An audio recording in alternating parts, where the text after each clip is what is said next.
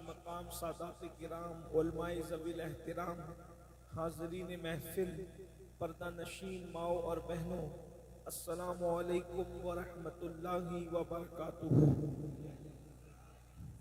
انتہائی احترام و عقیدت کے ساتھ اپنے اور ساری کائنات کے مرکز عقیدت انیس بے کساں چارہ ساز درد مندہ، ہم غریبوں کے غم گسار، ہم فقیروں کی ثروت، شہر یار ارم تاجدار حرم، نوبہار شفاعت شب اسرا کے دولہا نوشہ بزم جنت، دانائے سبل مولائے کل ختم الرسل، خسرو خوباں سیاح لامکاں وجہ کن فکاں، در اللہ المکنون سر اللہ المخزون، عالم ما کانا وما یکون، آب و گل انبیاء جانو دل اصفیاء، مطلع ہر سعادت مقطع ہر سیادت، خلاصہ کائنات فخر موجودات، حضور احمد مجتبی محمد مصطفیٰ، ارواح نافدہ صلی اللہ تعالی علیہ وآلہ وصحبہ وبارک وسلم کی بارگاہ بے کس پناہ میں جس طریقے سے پڑھاؤں سب مل کر بلند آواز سے میرے ساتھ پڑھ لیں۔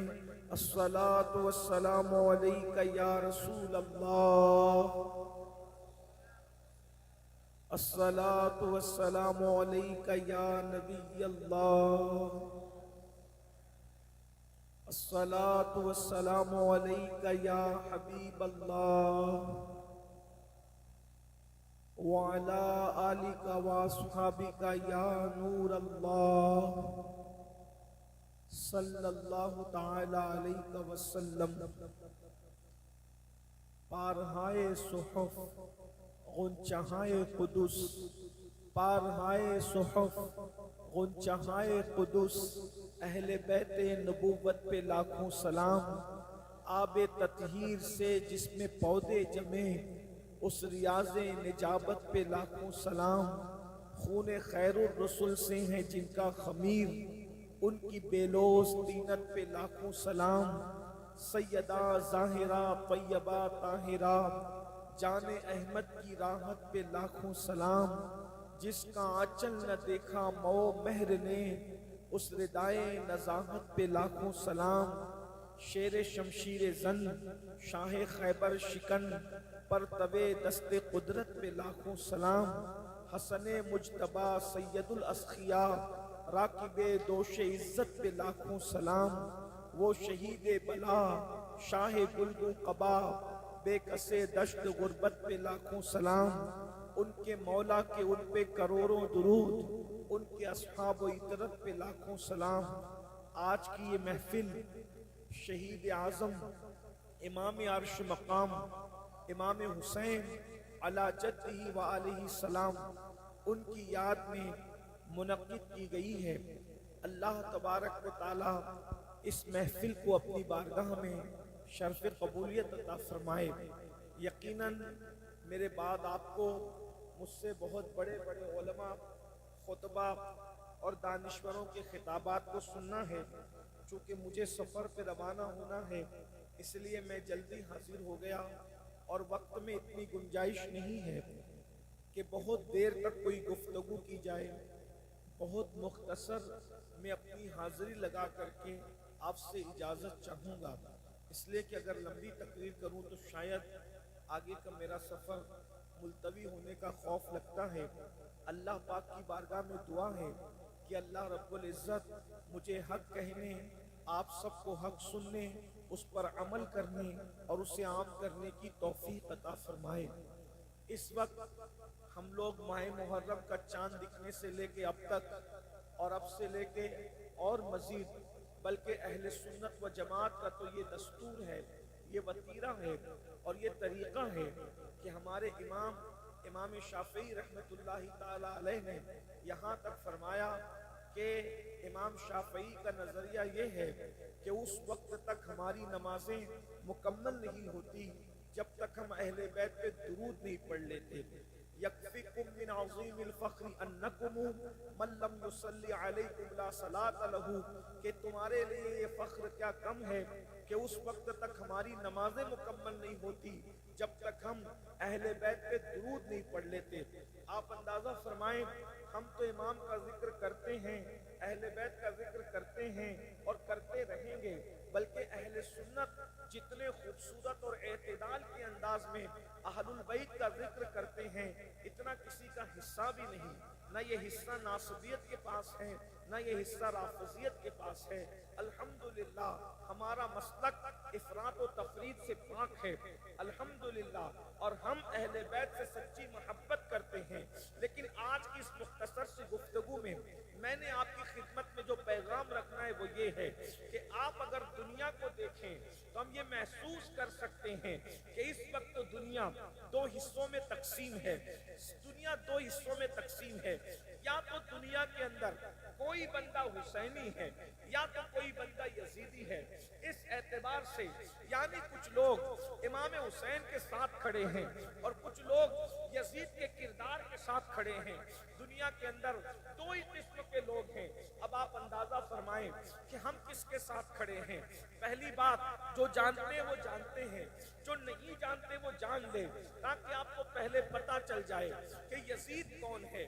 یزید صرف ایک شخصیت کا نام نہیں ہے، بلکہ یزیدیت ایک مکمل نظریے کا نام ہے، ایک مکمل مکتبہ فکر کا نام ہے، ایک مکمل کردار کا نام ہے، ایک اصطلاح کا نام ہے جسے ہم یزیدیت کہتے ہیں۔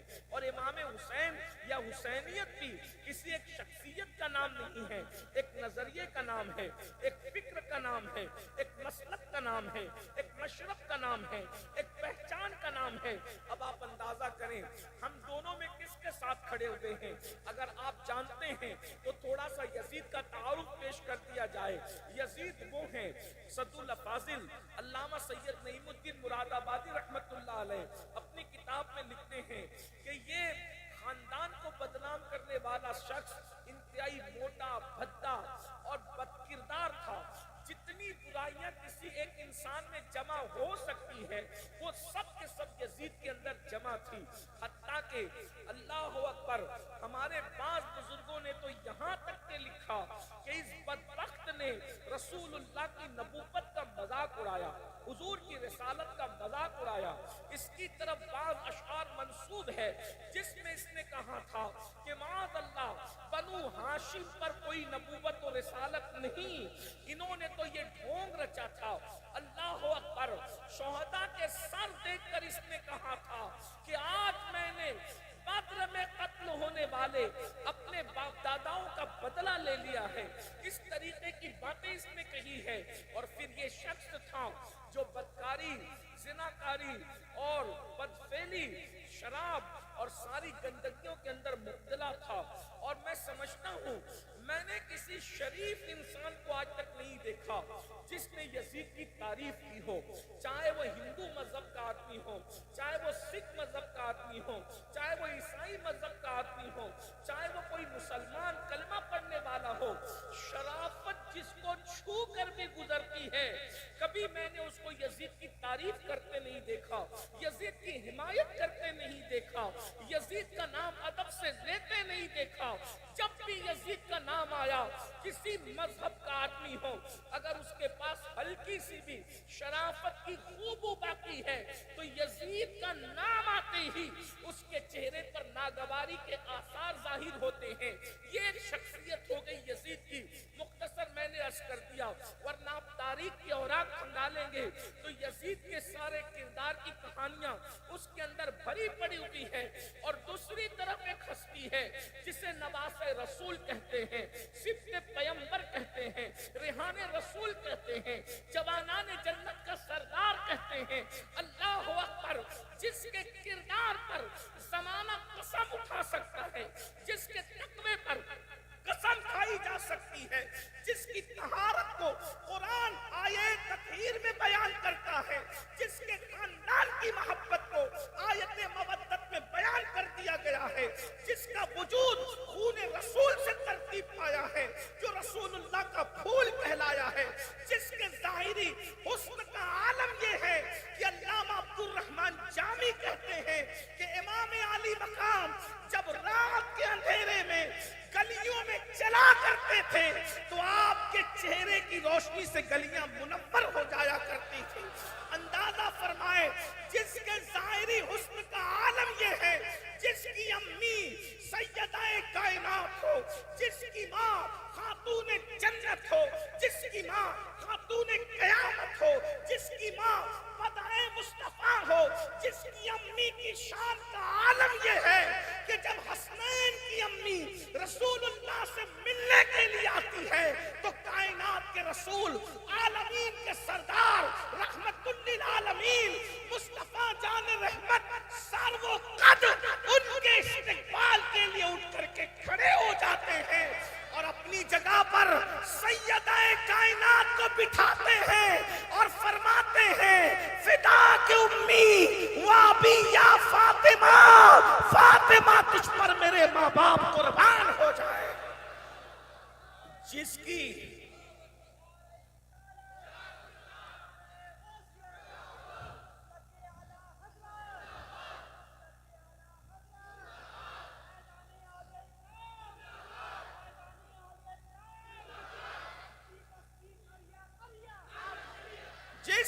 امی جان کی شان یہ ہو کہ رسول اللہ فرمائے فاطمہ تو بدۃ منی، کہ فاطمہ میرا ٹکڑا ہے۔ اللہ کے رسول علیہ السلام فاطمہ میرا ٹکڑا ہے، اور اگر اس کو مفہوم کے طور پہ رس کریں تو یہ کہ فاطمہ میرے جگر کا ٹکڑا ہے۔ میں امام حسین کا تعارف کرانے لگا ہوں، اگر محسوس کر سکتے تو محسوس کر لیں۔ رسول اللہ کے جگر کے ٹکڑے کو آپ کیا نام دے سکتے ہیں؟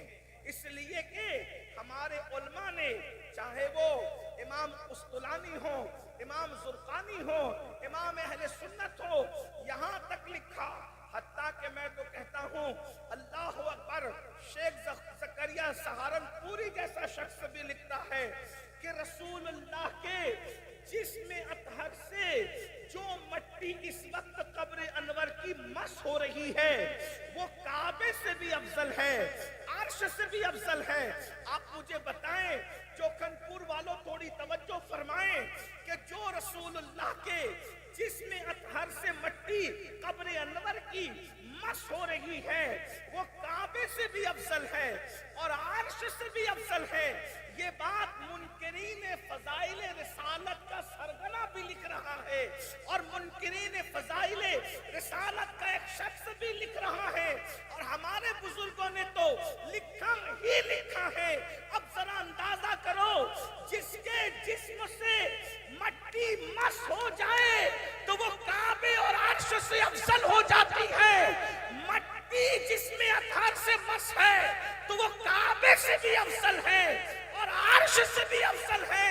مٹی کو نسبت ہو جائے تو یہ مٹی کا مقام ہوتا ہے۔ فاطمہ الزہرا نبی کے جسم سے لگنے والی مٹی کا نام نہیں ہے، نبی کے جگر کے ٹکڑے کو فاطمہ الزہرا کہتے ہیں۔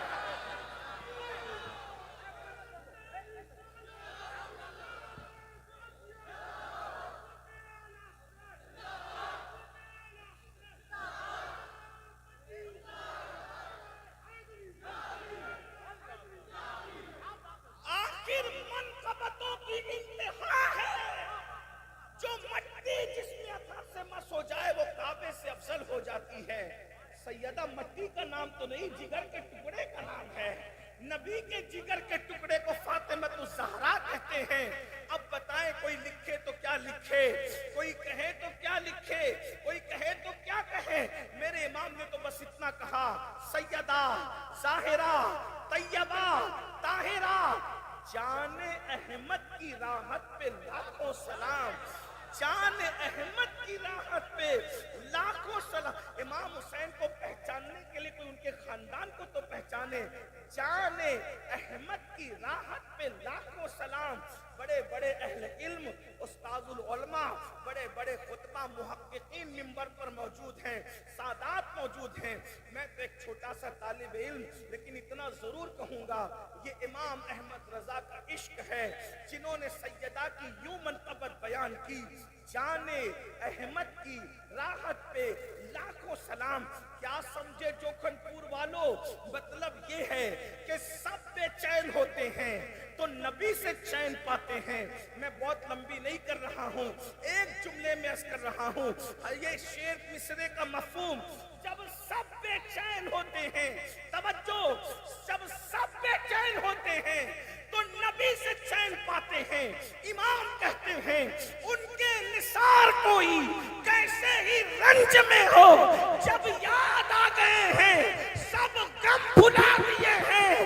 جب سب بے چین ہوتے ہیں تو نبی سے چین پاتے ہیں, اور جب نبی بے چین ہوتے ہیں تو حسنین کی امی سیدہ فاطمہ سے چین پاتے ہیں. جان احمد کی راحت پہ لاکھوں, جان احمد کی راحت پہ لاکھوں سلام. اور پھر ادب دیکھو, یہ سنیوں کا ادب ہے کہ امام نے جب سیدہ کی منقبت لکھی تو نام نہیں لیا, نام نہیں لیا. یعنی جو نبی کی شہزادی کا ادب کی وجہ سے نام لینے کی بھی ہمت نہ کرے اسے امام احمد رضا کہتے ہیں.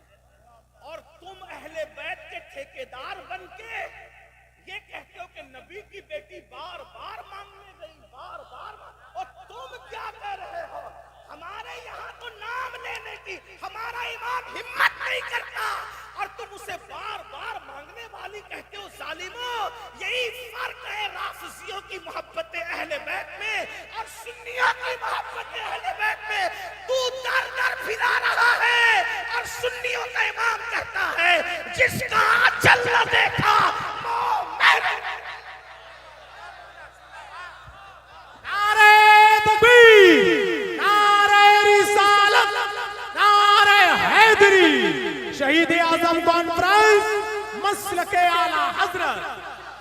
بھائی جو بار بار دربار میں جائے گی اسے کون کون دیکھے گا, لیکن یہ امام احمد رضا کا مسلک ہے. کہتے ہیں میرے نبی کی شہزادی تو شہزادی ہے, ان کا دوپٹہ تو دوپٹہ ہے. دوپٹے کو کوئی مرد کیا دیکھ سکتا ہے؟ جس کے دوپٹے کو کبھی چاند و سورج نے نہیں دیکھا اسے حسین پاک کی امی سیدہ فاطمہ کہا جاتا ہے.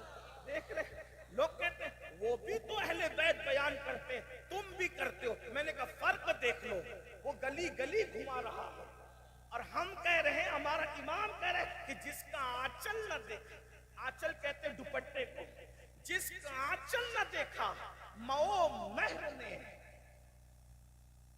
مہر کہتے ہیں سورج کو اور ماہ کہتے ہیں چاند کو, کیا نبی کی بیٹی ہوگی, کیا شہزادی ہوگی جس کے دوپٹے کو چاند و سورج نے نہیں دیکھا.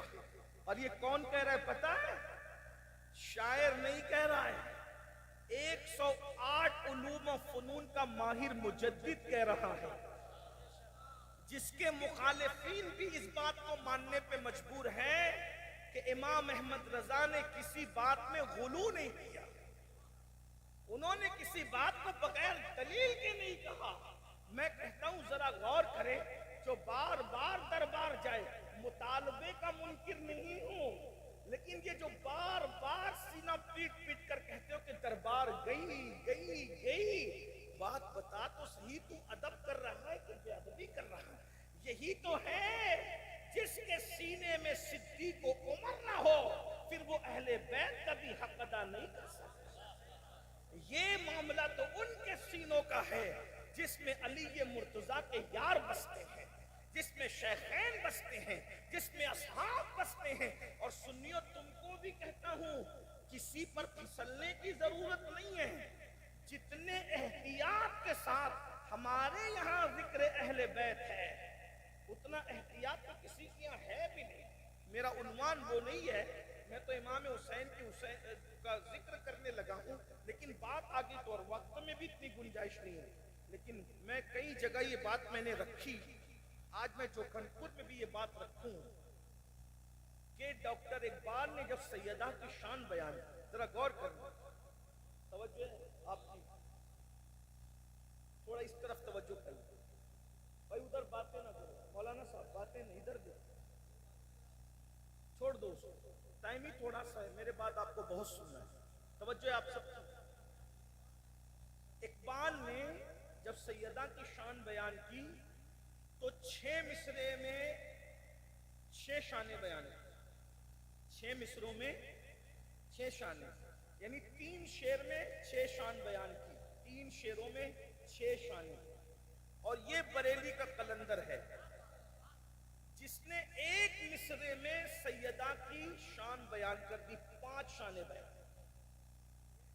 एक मिसरे में। और फिर मैं कहता हूं, तासुब से नहीं कहता, इकबाल का मैं बड़ा एहतराम करता हूं, उसकी शायरी की बहुत सारे, उसके बहुत से अशआर अच्छे हैं, हम कोई तासुब नहीं करते, लेकिन इकबाल से बहुत अच्छा कह गए, इसलिए कि इकबाल जो है वो इस्तिआरे की जबान इस्तेमाल करते रहे समझाने के लिए, लेकिन यहां इमाम ने एंड किया है और उर्दू जबान को चैलेंज है ये मिसरा कि किसी ने उर्दू जबान में एक लफ्ज को इतने माना में बयान किया हो तो मुझे लाके बताओ। देखिए सैयदा के शान, नाम नहीं लिया और शान सैयदा बयान किया, गौर करें, कहते हैं नूर। अब बताएं कि किसी शख्सियत को नूर से बढ़ के आप कह क्या सकते हैं? अब बताएं, ये इमाम अहमद रजा का अल्फाज का इंतखाब, कहते हैं नूर, बिनते नूर, ज़ौजे नूर, उम्मे नूर, नूर। देख रहे हैं क्या कड़ी है नूर की? नूर, सैयदा नूर है, बिनते नूर, नूर की बेटी है, ज़ौजे नूर, नूर की बीवी है, उम्मे नूर, नूर, 2 नूर की मां है, नूर, नूर, एक नूर इमाम हसन है, एक नूर इमाम हुसैन, इसी को इमाम अहमद रजा कहते हैं। और फिर एक मिसरे में निस्बत नूर, बिनते नूर, ज़ौजे नूर, उम्मे नूर, नूर, 5 निस्बतें एक मिसरे में बयान कर दी। और अब 6ठी निस्बत एक मिसरे में कहते हैं नूरे मुतलक की कनीज, अल्लाह रे लमा नूर का, शान वहदानियत का अदब तो देखे, जिसमें खुदा की शान के साथ बयान हो रहा है उसमें फिर साथ में किसी का तस्करा नहीं है। वहां सैयदा फातिमा की बंदगी का जिक्र किया जा रहा है, वो नूर है, नूर की बेटी है, नूर की बीवी है, नूर, नूर की मां है। और जिस खुदा की बंदी है वो खुदा भी अपनी शान बेमिसाली के साथ नूर है।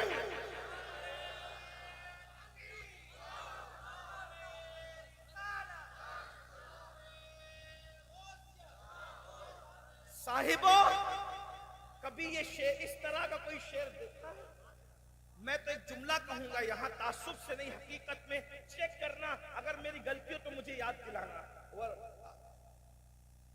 600 साल 700 साल की राफजियत की, या 900 साल पकड़ने, 900 साल की राफजियत की सारी किताबें जो सैयदा फातिमा की शान में लिखी गई हों वो एक पल्ले में रखें, और मेरे इमाम के ये 2 मिसरे एक पढ़ने में रखें। मेरे इमाम के 2 मिसरे उनकी सारी तारीफों पर भारी पड़ते नजर आएंगे। जरा गौर करें, इस शेर को जरा पढ़िए तो अपने अल्लाह करे सबको याद हो जाए। बहनों से गुजारिश है इत्मीनान से बैठे, मैं पढ़ता हूँ इसको अपने लहजे में, मैं आप लोगों के लहजे की तरह अच्छी आवाज नहीं रखता, लेकिन जिक्र सैयदा आया है तो मेरा दिल चाहता है कि मैं इमाम की ये 2 मिसरे पढ़ूं, आप सब साथ में शामिल हो जाएं, फिर मैं बात को आगे बढ़ाता हूँ। इमाम कहते हैं नूरू बिनते नूर ज़ौजे नूर उम्मे नूर नूर। अगर सुन्नी मिल के पढ़ सकता है तो पढ़ लें, अहले मिंबर भी पढ़ सकते हैं तो वो पढ़ सकते हैं।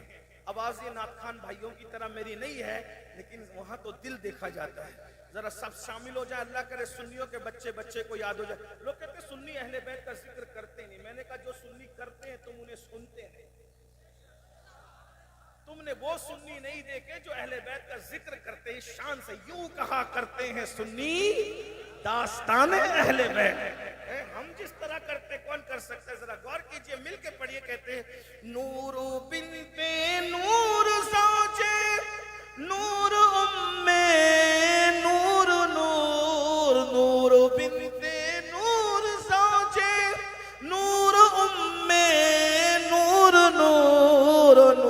مطلق کی کنیز اللہ رے لمعہ نور کا.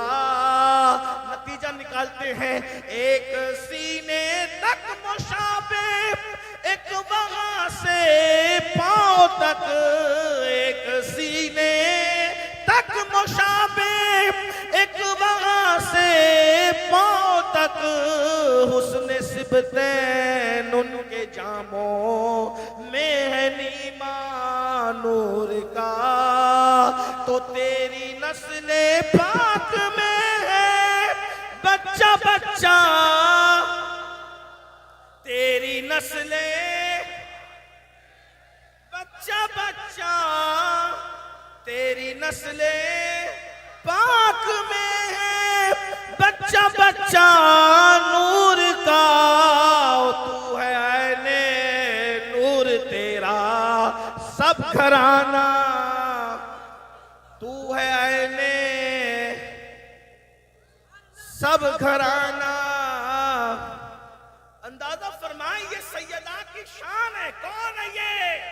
حسنین کی امی. یزید پلید کا کردار دیکھو اور امام علی مقام کا کردار دیکھو.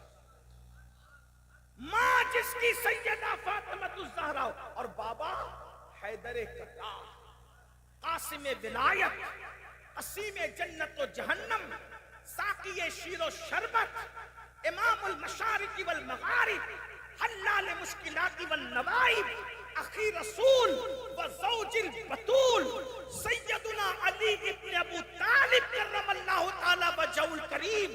قاضی ثناء اللہ پانی پتی اپنی کتاب تفسیر مظہری میں لکھتے ہیں, مجدد الفسانی مکتوبات میں فرماتے ہیں, امام اہل سنت درج فرماتے ہیں کہ آدم علیہ السلام کے دور سے لے کر آج تک جتنے ولی بنے ہیں سب حیدر کرار کے فیضان سے ولی بنے ہیں. جس کو جو بھی ولایت ملی ہے وہ خاتم ولایت حیدر کرار کے فیض سے ملی ہے. بلکہ مطلع القمرین میں امام اہل سنت نے یہاں تک لکھا کہ سب کن مکن کے اختیارات اللہ نے مصطفیٰ جان رحمت کو عطا فرمائے اور مصطفیٰ جان رحمت نے حیدر کرار کو عطا فرمائے. اور حیدر کرار نے ہمارے مرشد قطب العالم امام المشارق والمغارب غیاث الکونین سیدنا شیخ عبد القادر جیلانی کو عطا فرمائے. اندازہ فرمائیے جس کے بابا ہے حیدر کرار کا جو بھی ولی بنا ہے وہ حیدر کرار کے فیض سے ولی بنا ہے. آپ مجھے بتائیں حسنین کریمین کے بابا ہیں اور بالخصوص امام حسین جن کا ذکر اور پھر امام حسین خود کی بھی شان کیا ہے. میرے آقا صلی اللہ علیہ وآلہ وسلم فرماتے ہیں کہ حسین میرا پھول ہے, پھول. آقا ارشاد فرماتے ہیں الحسن والحسین سیدہ شباب اہل الجنہ.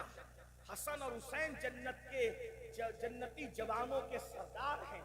اور پھر میرے آقا علیہ الصلوۃ والتسلیم کہتے ہیں احب اللہ من احب حسینا, کہ جو میرے حسین سے محبت کرتا ہے اللہ اس کو اپنا محبوب بنا لیتا ہے.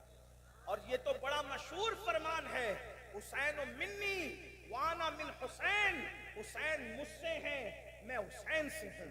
یہ عرب کا دستور تھا جس سے بہت پیار ہوتا. کہتے ہم کبھی کہتے نا وہ میرا ہے اور میں اس کا ہوں, گویا کہا جا رہا ہے حسین میرا ہے اور میں حسین کا ہوں. غور فرمائے. پھر کہا حسین و صبت من الاسباط, حسین میرے بیٹوں میں ایک بیٹا ہے, حسین میرے نواسوں میں ایک نواسا ہے, حسین میری امت میں ایک امت ہے. گویا کہ کہا جا رہا ہے. توجہ فرمائے. آپ کبھی کہتے ہیں کسی کو, کسی نے کہا ارے آپ نے فلاں مقرر کو سنا, تو آپ کہتے ہیں ارے وہ تو فلاں کو سن, وہ مقرروں میں ایک مقرر ہے, وہ نعت خاں کو سن, وہ نعت خانوں میں ایک نعت خاں ہے, وہ شاعر کو سن, وہ شاعروں میں ایک شاعر ہے, وہ خوبصورت کو دیکھ, وہ خوبصورتوں میں ایک خوبصورت ہے.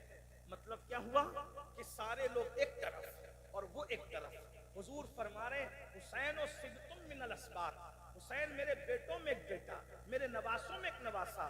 مطلب کیا ہوا حضور کے پورے خاندان امام زین العابدین سے امام مہدی تک سب کی خوبصورتی جمع کر لو، سب کی کرامتیں جمع کر لو، سب کا تقوی جمع کر لو، سب کی پرہیزگاری جمع کر لو، سب کا حسن و جمال جمع کر لو، سارے سیدوں کا حسن و تقوی پرہیزگاری علم و سمٹتا ہے تو ایک حسین اعظم بنا کرتے ہیں۔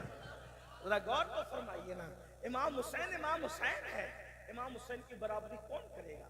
ماں بے مثال، باپ بے مثال، آپ کا خاندان بے مثال، لیکن بعد میں جو کہنا لگا تھا وہ دور چلی گئی۔ ختم کرتے ہوئے عرض کروں تو دنیا دو حصوں میں تقسیم، یا تو کوئی یزیدیت پر ہے یا تو کوئی حسینیت پر ہے، یہی کہنے لگا تھا، دونوں کا تعارف مختصر میں کرا دیا۔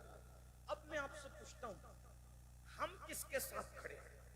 بس مجھے 10-15 منٹ بات کر کے بات پوری کرنا ہے، بہت دھیان سے سننا۔ اصل میرا عنوان اب آ رہا ہے اور وہ میں 10-15 منٹ میں پڑھ کے ختم کر دوں۔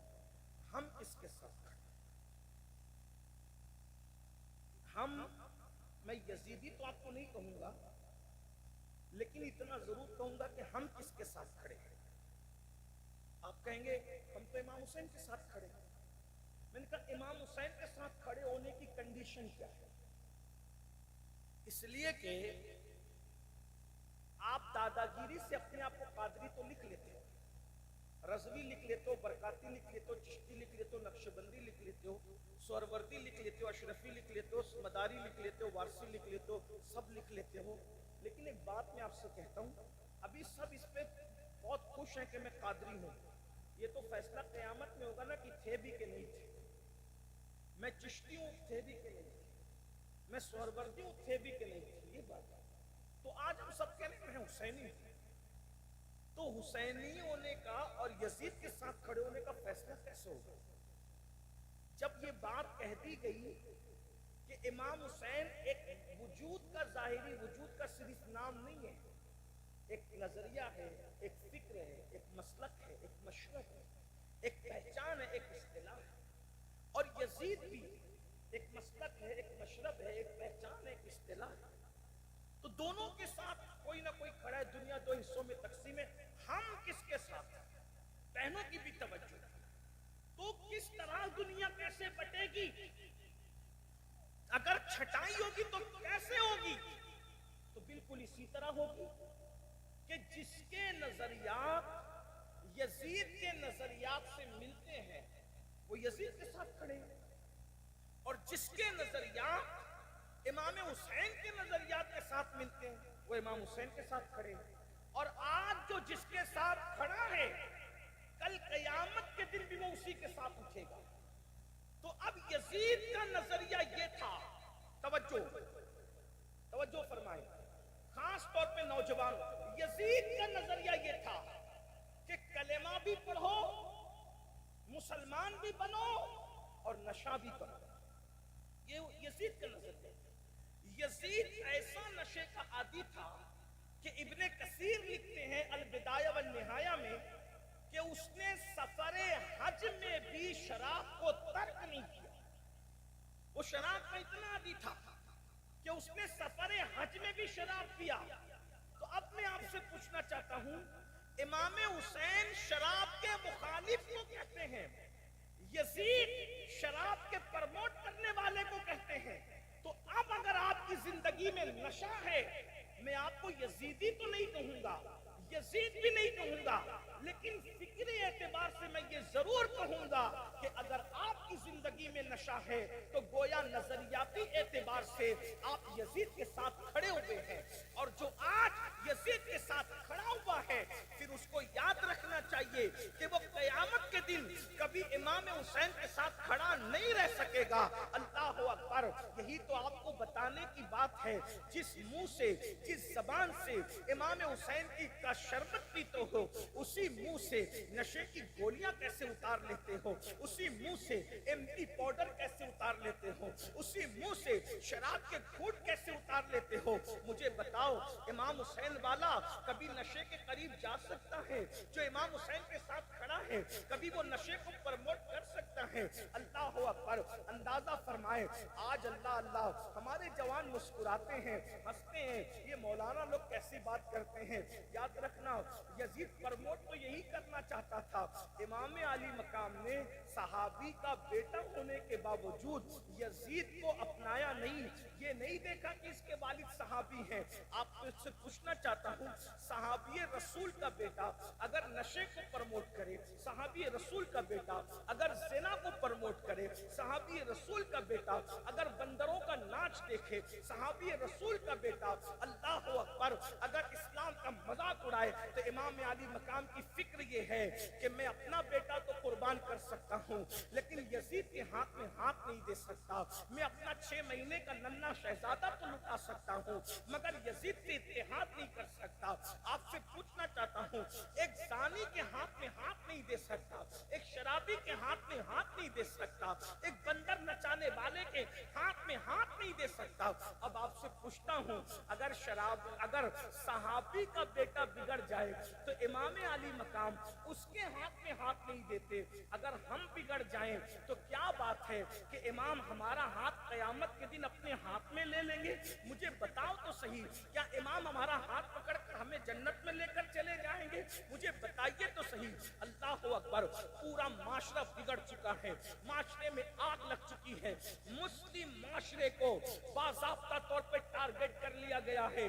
क्या इस माशरे के अंदर नशे को प्रमोट किया जाए, इनके बच्चे पढ़ने न पाए, इनके बच्चे आगे बढ़ने न पाए, इनके बच्चे तिजारत करने न पाए।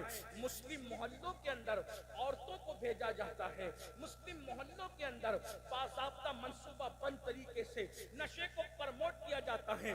कितनी भोली है मेरी कौम, कितनी सीधी है मेरी कौम। अल्लाह अकबर। भोलपन में लुटने वालों, इमाम हुसैन की फिक्र अगर जिंदा है, इमाम ने तो नशेड़ी के खिलाफ खड़े होकर के बताया कि नशेड़ियों से इत्तेहाद नहीं होगा, उनके हाथ में हाथ नहीं दिया जाएगा, उनकी सोहबत में बैठा नहीं जाएगा, उनकी फिक्र से इत्तेहाद नहीं किया जाएगा। आप जानते हैं मुसलमानों की बस्ती में नशा क्यों प्रमोट किया जाता है? इसलिए कि दुनिया को आपके टैलेंट से बहुत ज्यादा खतरा है, दुनिया आपकी सलाहियतों को जानती है। जिस दिन ये पढ़ेंगे उस दिन कोई इनका मुकाबला न कर सकेगा, जिस दिन ये तिजारत करेंगे कोई इनका मुकाबला न कर सकेगा, जिस दिन ये मैदान सियासत में खड़े होंगे कोई इनका मुकाबला न कर सकेगा।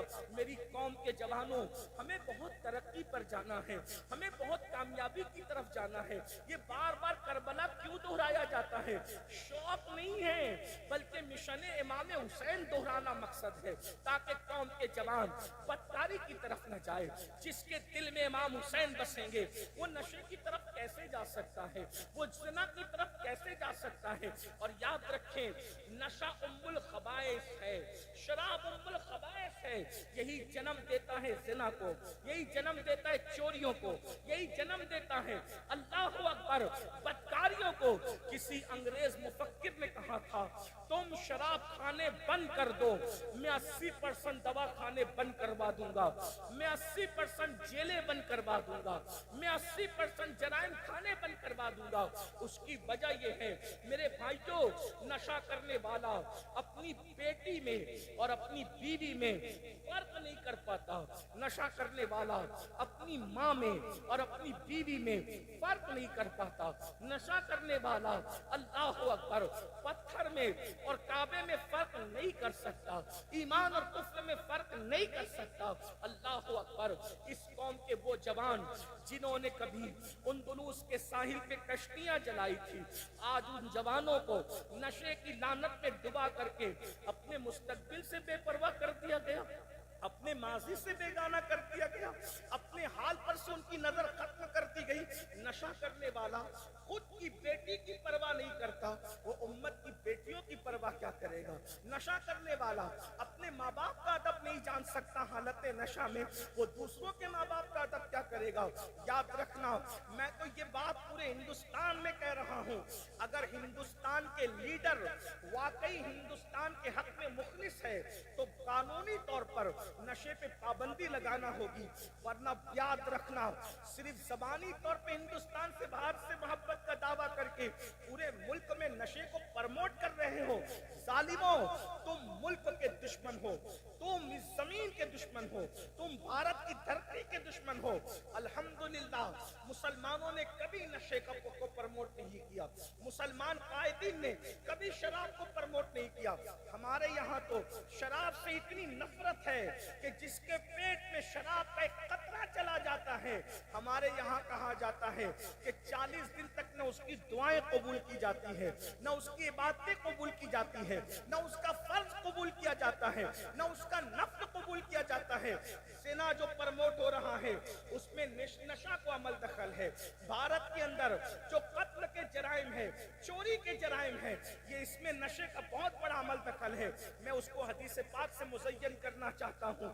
ایک مرتبہ اللہ کے رسول علیہ السلام کے پردہ فرمانے کے بعد صحابہ میں گفتگو ہو رہی ہے, سب سے بڑا گناہ کون سا ہے, سب سے بدترین گناہ کون سا ہے. سنو میری قوم کے جوانوں, آج اسکول اور کالجز میں بھی باضابطہ ایجنٹ لڑکوں کو بھیجا جا رہا ہے کہ وہ بچے جو بڑے ذہین ہیں, وہ بچے جو بڑے محنتی ہیں, ان سے دوستی کر لی جائے اور دوستی کر کے ان کو کسی طرح سے نشے کا عادی بنا دیا جائے. یہ ایم ڈی پاؤڈر ہے, اگر 3 دن تک اس کو غلطی سے چٹا دیا گیا, چوتھے دن بندہ اس کے بغیر نہیں رہ سکتا. ایم ڈی کا نشہ بہت تیزی کے ساتھ عام ہوتا جا رہا ہے. ہمیں بہت ہوشیار رہنا ہوگا. اسلام دشمن طاقتیں کل تک ہمیں تلواروں سے مارتی تھی, بندوقوں سے مارتی تھی, بموں سے مارتی تھی, میزائلوں سے مارتی تھی, لیکن ظالموں نے سوچا مارتے ہیں تو بدنام بھی ہوتے ہیں اور میزائل, بم اور گولی میں ہمارا روپیہ بھی خرچ ہوتا ہے. ایک کام کریں, جوتا بھی انہی کا ہو, سر بھی انہی کا ہو, پیسے بھی انہی کے ہو, موت بھی انہی کی ہو, پیغام بھی انہی کی ہو, بربادی بھی انہی کی ہو. اب وہ تمہیں گولیوں سے ہلاک نہیں کرنا چاہتے, اب وہ تمہیں میزائلوں سے ہلاک نہیں کرنا چاہتے, اب وہ تمہیں بموں سے ہلاک نہیں کرنا چاہتے. دیکھ رہے ہیں فلسطین کا انجام, نصف صدی گزرتی آ رہی ہے, وقت کی سپر پاور ان بھوکوں سے مقابلہ نہیں کر پا رہے ہیں, ان ننگوں سے مقابلہ نہیں کر پا رہے ہیں, ان بیواؤں کے بچوں سے مقابلہ نہیں کر پا رہے ہیں. کیوں؟ اس کی وجہ یہ ہے کہ یہ فاقہ کش کہ موت سے ڈرتا نہیں ذرا, روح محمد اس کے بدن سے نکال دو, فکر عرب کو دے کے فرنگی تخیلات اسلام کو حجاز و یمن سے نکال دو. آپ سمجھتے کیا ہیں؟ فلسطین کے وہ لوگ جو طویل وقت سے مقید ہے, مقید کسی پورے ملک کو قیدی دیکھنا ہو, بلکہ اللہ اکبر ایک جملہ دے رہا ہوں آپ کو, دمشق کے کربلائی قید خانے کی یاد اگر آج بھی کوئی تازہ کر رہا ہے تو وہ فلسطین کے مسلمان ہیں, وہ فلسطین کے ننھے بچے ہیں جو آج بھی سکینہ اور علی اصغر کی سنت پر عمل کرتے نظر آ رہے ہیں. آج بھی فلسطین کی عورتیں ہیں جو شہر بانو اور سیدہ زینب کی سنتوں کو تازہ کرتے نظر آ رہے ہیں, لیکن ضمیر کا سودا نہیں کر رہے. بلکہ اب تو میں نے سنا ہے یہودیوں نے ان کو بھی نشے کا عادی بنانا شروع کر دیا, اس لیے کہ صلاح الدین ایوبی نے کہا تھا ہزاروں ہتھیار جس قوم کو تباہ اور برباد نہیں کر سکتے, اس قوم کو 2 چیزیں برباد کر سکتی ہے, ایک تو شراب ہے اور دوسرا شباب ہے.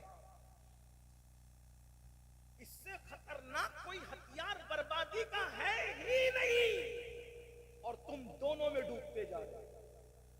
برباد ہونے والی قوموں کی نشانی یہی ہے. خدا کے لیے رحم کرو. جس خوبصورت لڑکی کو دیکھا, آج کل کے چھوکرے وہاں پھسل گئے. اس کے سوا اور بھی کچھ ہے.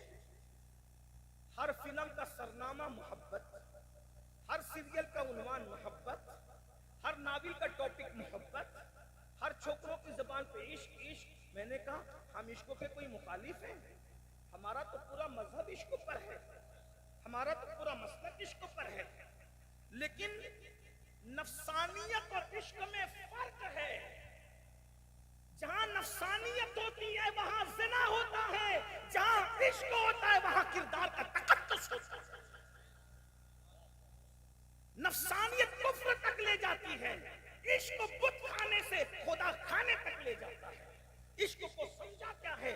عشق کسی حبشی کو مل جائے تو اس کے تلوے کے نیچے کعبے کی چھت نظر آتی ہے. عشق اگر کسی قرنی کو مل جائے تو بغیر زیارت رسول کے اس مقام پر پہنچایا جاتا ہے کہ صحابہ کرام ان سے دعا کی درخواستیں کرتے نظر آتے ان کی عظمت اور بزرگی کو بتانے کے لیے۔ اندازہ فرمائے عشق کیا ہے، عشق امام ہے، عشق کیا ہے۔ میرے امام نے کہا تھا اللہ اکبر، خاک ہو کر عشق میں آرام سے سونا ملا، جان کی اکسیر ہے الفت رسول اللہ کی، اے عشق تیرے صدقے چلنے سے چھٹے سستے، جو آگ بجھا دے گی وہ آگ لگائی ہے۔ عشق کیا ہے، اللہ اکبر۔ اقبال نے کہا تھا دیوان گانے عشق محمد کو دیکھ کر گھبرا گئی ہیں، گردش دورہ کبھی کبھی گردن میں ہاتھ ڈالے ہیں، ماہو نجوم نے گزرا ہے ان حدوں سے، مسلمان کبھی کبھی نفسانیت بزدل بنا دیتی ہے، عشق انسان کو پاورفل بنا دیتا ہے، نفسانیت انسان کو گندگی میں ملا دیتی ہے، عشق انسان کو گندگی سے اٹھا کے کھڑا کرتا ہے، نفسانیت بدنام کرتی ہے، عشق نیک نام کرتا ہے۔ اللہ اکبر، تم جسے عشق کا نام دے کر جا رہے ہو اس کے قریب، یہ نفسانیت ہے۔ ہم عشق کی طرف اس لیے بلا رہے ہیں، وہ نفسانیت جسے تم عشق سمجھتے ہو، چھپا لو تو گھٹ گھٹ کے مرو، بتا دو تو ذلیل ہو جاؤ، لیکن جو سچا عشق ہے اگر چھپا لو تو چھپانے والے کو صدیق بنا دیا جاتا ہے، اور بتا دے تو بتانے والے کو بلال بنا دیا جاتا ہے۔ اندازہ تو فرمائے، ذرا غور تو کریں، سیدنا بلال کون کہہ رہا ہے؟ کسی حبشی کو فاروق اعظم کہتے ہیں یا سیدنا بلال، بلال تو میرا بھی سردار ہے۔ کیوں؟ اس لیے کہ لوگ تیری شکل دیکھتے ہیں، میں تیرا عشق والا دل دیکھتا ہوں۔ عشق کتنی بلندی پہ، جہاں عشق ہوگا وہاں نشہ نہیں ہوگا، جہاں عشق ہوگا وہاں زنا نہیں ہوگا، جہاں عشق ہوگا وہاں تاش کے پتے نہیں ہوں گے، جہاں عشق ہوگا وہاں یزیدی کردار نہیں ہوگا۔ اس لیے کہ سب سے بڑے اس زمانے کے عشق و محبت کے امام کو، اپنے زمانے کے عشق و محبت کے امام کو امام حسین کہتے ہیں، جس نے سب کچھ لٹا دیا، جس نے سب کچھ قربان کر دیا، اپنی ہستی کو مٹا دیا۔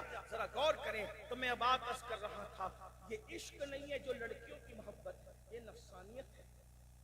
عشق میں تو پوترتا ہے، عشق میں تو پاکیزگی ہے، عشق میں تو نظافت ہے، عشق میں تو نفاست ہے، عشق بڑا غیور ہوتا ہے۔ ایک خاتون کو ایک منچلے نے کہا میں تجھ سے عشق کرتا ہوں، توجہ، میں تجھ سے عشق کرتا ہوں۔ وہ ہوشیار لڑکی تھی، آج کل کی چھوکریوں کی طرح پاگل نہیں تھی، سیریل دیکھ کر پاگل ہونے والی یہ بچیاں جنہیں سبق نہیں دیا جا رہا ہے کہ بھاگنے بھگانے کا نام فیشن ہے، نہ، ہمارے مذہب میں جب بھاگ کر مسجد نہیں جا سکتا، توجہ فرمائیں، جس مذہب کا تقدس یہ ہے کہ جماعت پکڑنے کے لیے بھی کہا گیا کہ بھاگ کر نہ جاؤ، جہاں جماعت پکڑنے کے لیے بھاگنے کی اجازت نہیں ہے، وہاں کسی کے ساتھ شوہر بنا کر کے بھاگ بھگوڑے بن کے جا کر جانے کی اجازت کیسے ہو سکتی ہے؟ کہ آج کے 2 لمحے کی لذت کے لیے اگر قوم کی بیٹی اور بیٹے بھاگ رہے ہیں تو آج کے 18 سال کے بعد کی بات دیکھو، جب تمہارے بچے جوان ہو جائیں گے، اچھے شریف گھر کے رشتے نہیں آئیں گے، کیونکہ لوگ کہیں گے جس کی ماں نے بھاگ کے شادی کی تھی وہ بیٹی کون سی شریف ہوگی، جس کے باپ نے بھگا کے شادی کی تھی وہ بیٹا کون سا شریف ہوگا۔ میں آپ جانتے ہیں یہ باتیں نادانی کی نہ کرو، ہم تو تقدیر پہ ایمان رکھتے ہیں۔ اگر قدرت نے کسی کی قسمت میں کسی کو لکھ دیا ہے تو قدرت کو دیکھو، کبھی سوچا نبی کی اولاد بھی بھائی کی دشمن ہوتی ہے، نبی کی اولاد بھی بھائی کو کنویں میں ڈالتی ہے، نبی کی اولاد بھی دراہیمہ معدودہ پر اپنے بھائی کو فروخت کرتی ہے، آخر یہ نبی کی اولاد کر رہی ہے، توجہ ہے، نبی کی اولاد کر رہی ہے۔ یوسف علیہ السلام کے بھائیوں کو گالی نہ دیا کرو، جتنا قرآن نے کہا، قرآن بیان کرتے وقت، تفسیر بیان کرتے وقت اتنا ہی بولا کرو، اپنی طرف سے گڑبڑ نہ کیا کرو، کیونکہ وہ آل پیغمبر ہے۔ کیوں؟ خیر ہی و شر ہی من اللہ تعالی، ہمارا عقیدہ ہے۔ بھائیوں کو کیوں دشمن بنایا؟ قدرت وہ شر لاتی ہے جس میں خیر کا پہلو ہوتا ہے۔ حضرت یوسف کی قسمت میں زلیخا لکھی ہوئی تھی، لیکن کدھر زلیخا یمن کی طرف پڑی ہوئی ہے اور کدھر حضرت یوسف ملک شام میں ہے۔ زلیخا کو نکاح کروا کے مصر بلایا جاتا ہے، لیکن حصے میں حضرت یوسف کے ہیں، شوہر قریب جاتا ہے تو ایک جنی کو زلیخا کا روپ بنا کر کے جنی کو بھیج دیا جاتا ہے، زلیخا کو بٹھا لیا جاتا ہے، تو میرے یوسف کے لیے مخصوص ہے۔ توجہ، اب اللہ کا پیغمبر حضرت یوسف مصر پہنچیں گے کیسے؟ قسمت میں تو زلیخا لکھی ہوئی ہے، تو بھائیوں کے دلوں میں دشمنی ڈالی جاتی ہے، کنویں میں ڈلوایا جاتا ہے، بازار میں بچوایا جاتا ہے، اور اس کے بعد عزیز مصر کے گھر تک پہنچوا کر کے زلیخا اور یوسف کی ملاقات کرا کے بتایا جاتا ہے، جس کو جس کے ساتھ لکھتے ہیں یوں ملانے کے انداز جانتے ہیں۔ تو تم جلدی کیوں کرتے ہو؟ وقت تو آنے دو، تمہارے گھر پہ چل کر کے رشتے آئیں گے۔ آج کل رشتے تاخیر سے آتے ہیں تو بچیاں بڑی عجیب ادمات مچا رہی ہیں، بچے بھی ادمات مچا رہے ہیں۔ او انتظار تو کرو، خدا کے یہاں ہر کام کا ایک وقت ہے۔ جب خدا ملانا چاہتا ہے، کدھر ابو صالح؟ کبھی ام الخیر نے نام نہ سنا تھا، کدھر ابو صالح؟ حضرت عبداللہ سومئی سالار نے کبھی نام نہیں سنا تھا، لیکن دریا کا سیب کھلایا جاتا ہے، احساس دلایا جاتا ہے، دریا کے کنارے چلایا جاتا ہے، باغ تک باغ جو ہے وہ سیب کے بہانے پہنچایا جاتا ہے، اور سزا کے طور پہ باغ کی رکھوالی کرائی جاتی ہے، اور حضرت ام الخیر کو ابو صالح کے ساتھ ملا دیا جاتا ہے۔ کوئی اغوا تھا، کوئی پچھوا تھا، کوئی محنت تھی، کسی کی کوشش تھی، قدرت بتا رہی ہے جسے ملاتے ہیں یوں ملانا جانتے ہیں۔ کبھی سیب ذریعہ بنتا ہے، کبھی سلیمان اور بلقیس کے لیے ہدہد ذریعہ بنتا ہے، کبھی بھائیوں کی جفا ذریعہ بنتی ہے۔ تھوڑا اطمینان تو رکھو، قدرت پر یقین تو رکھو، ہر چیز چل کر آئے گی۔ وقت سے پہلے کسی کو نہیں ملتا اور تقدیر سے زیادہ بھی نہیں ملتا۔ تھوڑا صبر تو کر لو، صبر کرنا سیکھو، ہر چیز تمہیں ملے گی، ہر نعمت تمہیں ملے گی۔ خدا کے پاس گڑگڑانا سیکھو، خدا کی بارگاہ میں معروضات رکھنا سیکھو۔ بچیاں بھی ادھم مچائے ہوئے رشتے میں، اور بچیوں سے زیادہ ماں باپ ادھم مچائے ہوئے، جو آتا ہے اس کو رشتہ نہیں آتا، اس کو رشتہ بیٹی سمجھتی میں تو بوجھ بن گئی، ماں باپ اسی کے سامنے کہتے ہیں اس کو رشتہ نہیں ہے۔ اور بھائی وقت آئے گا تو سب آئے گا۔ میری بہنوں، میرے ماؤں، میرے بھائیوں، خدا نے درختوں کے پتوں کو بے جوڑ پیدا نہیں کیا، اس پہ تمہاری بیٹی کو بے جوڑ کیسے پیدا کیا ہوگا؟ خدا نے انسان کے سر کے بالوں کو بے جوڑ پیدا نہیں کیا، اس نے تمہاری اولاد کو بے جوڑ کیسے پیدا کیا ہوگا؟ لیکن اس کے یہاں ہر کام کا ایک وقت ہے۔ میرے امام کہتے ہیں رضا، ہر کام کا ایک وقت ہے، دل کو بھی آرام ہو ہی جائے، لطف ان کا عام ہو ہی جائے گا، شاد ہر ناکام ہو ہی جائے گا، سب ہو جائے گا۔ تو میں بات دور نکل کے کیا عرض کر رہا تھا کہ صحابہ کے درمیان گفتگو کہ سب سے بدترین گناہ کون سا، بڑا گناہ کون سا؟ کسی نے کہا یہ، کسی نے کہا یہ، کسی نے کہا یہ، کسی نے کہا یہ۔ تو حضرت فاروق اعظم نے فرمایا کہ عمرو ابن عاص کے بیٹے عبداللہ ابن عمرو کو بلا کر لاؤ، وہ بتائیں گے کہ سب سے بدترین گناہ کون سا ہے۔ لوگ گئے حضرت عبداللہ ابن عمرو کے پاس، اور پھر کہا کہ صحابہ آپس میں بحث کر رہے ہیں، گفتگو کر رہے ہیں، مذاکرہ کر رہے ہیں کہ سب سے بدترین اور بڑا گناہ کون سا ہے۔ تو عبداللہ ابن عمرو ابن عاص نے کہا سب سے بدترین گناہ نشہ ہے، شراب، سب سے بڑا گناہ یہ ہے۔ فاروق اعظم تک جواب آیا، اب بلا اس کو، یہ بات انہوں نے کیسے کہہ دی، دلیل دے وہ۔ فاروق اعظم تھے۔ عبداللہ ابن عمرو ابن عاص آئے، کہا امیر المومنین، میں نے اپنی مرضی سے نہیں کہا، میں نے اپنی طبیعت سے نہیں کہا، بلکہ اللہ کے رسول صلی اللہ علیہ وآلہ وسلم سے میں نے خود سنا کہ ایک بادشاہ نے ایک جوان کو اٹھایا اور اس کے تقوی اور پرہیزگاری پر اس نے سوالیہ نشان کھڑا کرنا چاہا، تو اس نے اس جوان کو کہا اے جوان، تجھے بت کو سجدہ کرنا پڑے گا ورنہ میں تجھے قتل کر دوں گا۔ اس نے کہا میں بت کو سجدہ نہیں کروں گا، یہ شرک ہے۔ پھر اس نے کہا تجھے زنا کرنا پڑے گا، کہ یہ تو بڑا بدترین گناہ ہے، یہ بہت فحش گناہ ہے، میں یہ نہیں کروں گا۔ اس نے کہا کسی کو قتل کرنا پڑے گا، کہا قتل بھی بہت بڑا گناہ ہے، کیونکہ کہا گیا کہ جو کسی کو بے گناہ قتل کرے گا وہ جنت کی خوشبو سے بھی محروم رہے گا۔ تو کہا پھر نہ بت پرستی کرتا ہے، نہ قتل کرتا ہے، زنائی زنا کرتا ہے تو پھر ایک کام کر، شراب پی لے۔ اس کو لگا یہ بہت آسان ہے، بہت آسان ہے، تو اس نے کہا میں شراب پی لوں گا۔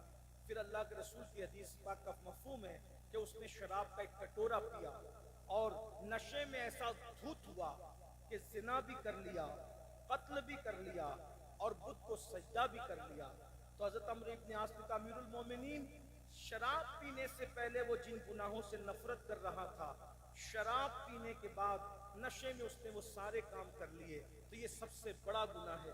میرے بھائیوں، آج ہمیں بھی ہماری ترقی کو روکنے کے لیے، ہماری کامیابی کو روکنے کے لیے ہمارے معاشرے میں نشے کو پرموٹ کیا جا رہا ہے، پڑھے لکھے نوجوانوں میں، بیٹیوں کو تک۔ اور ایک بات کہہ دوں، میں حقے پر کوئی ناجائز ہونے کا فتویٰ لے کر نہیں آیا، لیکن اتنا ضرور کہوں گا، آج حقے کے تمباکو میں بھی سازش کے طور پہ ایم ڈی کا پاؤڈر ملایا جاتا ہے اور ہمارے جوانوں کو کسی طرح سے اس کی طرف دھکیلنے کی کوشش کی جاتی ہے۔ خدا کے لیے اپنے بچوں کو حقے سے بھی بچاؤ، اپنے بچوں کو ہر اس بات۔ میں آپ کو اتنے ایک بات کہہ دوں، رسول اللہ اتنے محتاط تھے، اللہ کے رسول نے جائز کھانوں میں وہ کھانا بھی نہیں کھایا جس کو کھانے کے بعد سستی آتی ہے، یعنی جو کھانا انسان کو سست کر دے وہ کھانا نہیں کھایا، جو کھانا انسان کے پیٹ میں جا کر اس کا پیٹ پھلا دے وہ کھانا بھی نہیں کھایا، یعنی میدہ حضور نے کبھی استعمال نہیں فرمایا۔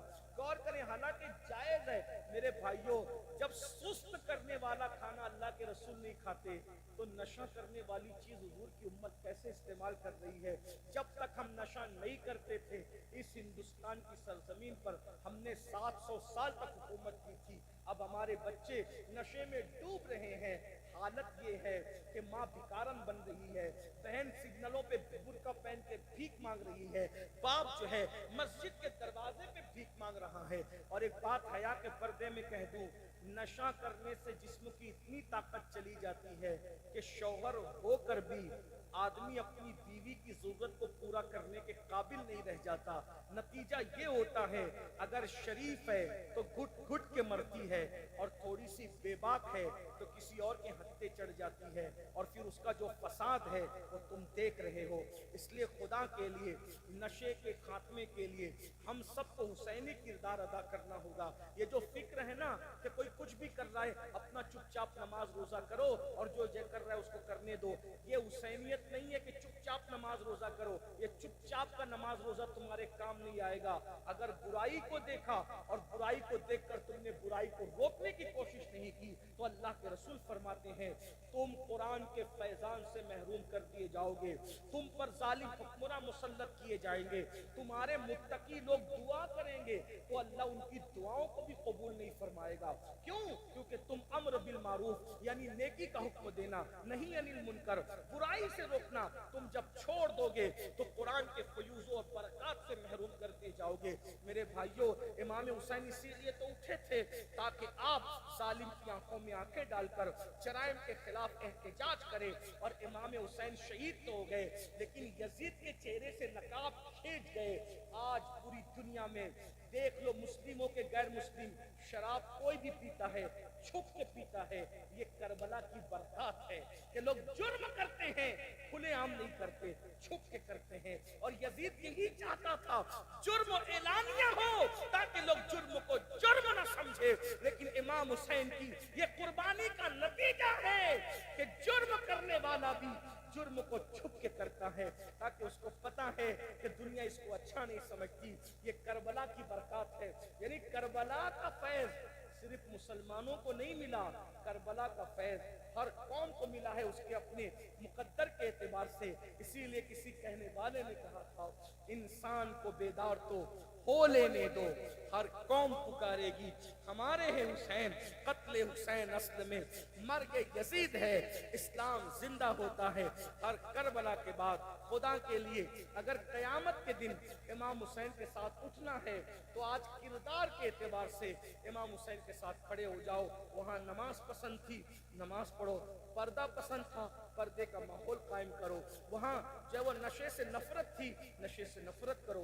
वहाँ जिना से नफरत थी, जिना से नफरत करो। जितना इमाम हुसैन के नजरियात में पुख्ता होते जाओगे, उतना ही इमाम के साथ खड़े होते जाओगे। अल्लाह से दुआ है अल्लाह हमारी नस्लों को हुसैनियत पर कायम रखे। वरना अगर आप ये सोचोगे कि कड़े पहनकर, नाड़े पहनकर, नारे लगा के मैं हुसैनी हो जाऊंगा, तो हुसैनियत इतनी सस्ती नहीं है कि बाजार से खरीदी जा सके और बेची जा सके। नाड़े और कड़े तो कोई भी खरीद सकता है, हुसैन को कोई न खरीद सका, हुसैनियत को भी नहीं खरीदा जा सकता। मेरे गरीब नवाज ने तो कुर्बानी गरीब नवाज पे चैप्टर ही पूरा कर दिया। शास्तो हुसैन, बादशास्तो हुसैन, दीनस्तो हुसैन, दी पनास्तो हुसैन, सरदार नदार दस्त दर दस्त यजीद, हक्का की बिनाए ला इलाहा हुसैन। हुसैन शाह हैं, हुसैन बादशाह हैं, हुसैन दीन है, दीन को पनाह देने वाले हैं। हुसैन सर दे दिया, हाथ न दिया यजीद के हाथ में। हकीकत ये है कि कलमे ला इलाहा इल्लल्लाह की असास इमाम हुसैन है। अब आपसे पूछता हूँ, 4 मिसरे हैं, देखो ये है गरीब नवाज की मोहब्बत अहले बैत। 4 मिसरे हैं। पहला मिसरा समझे, शास्तो हुसैन, मिल के पढ़ दो, शास्तो हुसैन, बादशास्तो हुसैन। दूसरा मिसरा है दीनस्तो हुसैन, दी पनास्तो हुसैन। तीसरा मिसरा है सरदार नदार दस्त दर दस्त यजीद। चौथा मिसरा है हक्का की बिनाए ला इलाहा हुसैन। कुछ गौर किया, 3 मिसरों में इमाम हुसैन का नाम है, यजीद का नाम नहीं लिया। तीसरे मिसरे में यजीद का नाम है, इमाम हुसैन का नाम नहीं लिया। गोया गरीब नवाज बता रहे हैं, जिस मिसरे में मैं यजीद को और हुसैन पाक को मिला नहीं सकता, तू कैसा है मेरे मानने वाले कि एक दिल में हुसैन और यजीद दोनों कैसे है? जब एक मिसरे में जमा नहीं हो सकते, तो एक दिल में हुसैन और यजीद कैसे जमा हो सकते हैं? अब आपसे पूछता हूँ, या तुम यजीद के साथ खड़े हो या तो तुम इमाम हुसैन के साथ खड़े हो। फैसला तुमने करना है अपनी आखिरत का ख्याल करके। अल्लाह मुझे आप सबको तौफीक बख्शे, हमारे गुनाहों से दरगुजर फरमाए, हमें माफ फरमाए। अभी आपको जाना नहीं, जाएंगे तो नहीं। ऐसी महफिलें बहुत मेहनत से सजती, बहुत मेहनत की है इन लोगों ने, ये मेहनत से महफिल सजी है। तो अभी मेरे जाने के बाद भी महफिल जारी रहेगी। मैंने पहली तकरीर इसलिए कर दी कि मुझे फ्लाइट पकड़ना है, तो आप जाएंगे नहीं? बोलो कितने लोग वादा करते नहीं जाएंगे? कुछ लोग थोड़े से चिटिंग कर रहे हैं। जरा मैं देख रहा हूँ, मुझे चश्मा नहीं लगा अभी तक अल्हम्दुलिल्लाह, मैं देख रहा हूँ। जरा हाथ उठाए, कितने नहीं जाएंगे? हाथ उठाए, ओ माशाल्लाह, उठाए जरा, देख रहा हूँ। वो खड़े होने वाले नहीं, सब मुझे अलग अलग नियत लग रही है इनकी। बोलो भाई आप लोग भी नहीं जाएंगे ना इंशाल्लाह? हाथ उठाएं भाई, हाथ उठा के बताएं, नहीं जाएंगे ना इंशाल्लाह? इधर वाले भी। महफिल जारी रहेगी, मुझे जाने दीजिए, मुझे फ्लाइट पकड़ना है, उसके लिए मैं माफ़ी चाहता हूँ। मैं आखिरी तक महफिल में रहने का आदी हूँ, लेकिन मजबूरी है, इसलिए मैं जाना चाहता हूँ। अस्सलाम वालेकुम व रहमतुल्लाह। आगे का प्रोग्राम जी माशाअल्लाह।